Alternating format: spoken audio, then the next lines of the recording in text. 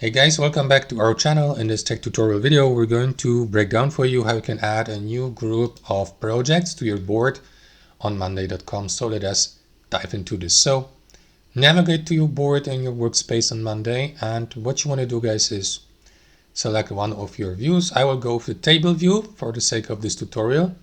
You can add new projects by clicking into this button, but there is a difference between projects and groups. Projects are basically these items or tasks listed here in these rows, and groups are these sections here with the name above. So you can move these projects between your groups by simply left clicking into them, then moving them to another group. Now, if you'd like to add a new group, guys, you will see that button in the bottom left, add new group.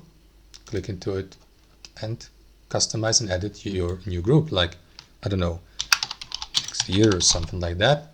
Press enter to rename it. And after that, you may add more projects or move projects to the given section or group. And that's it, guys. Hope you enjoyed it, got some value from it, and we'll see you next time on our channel.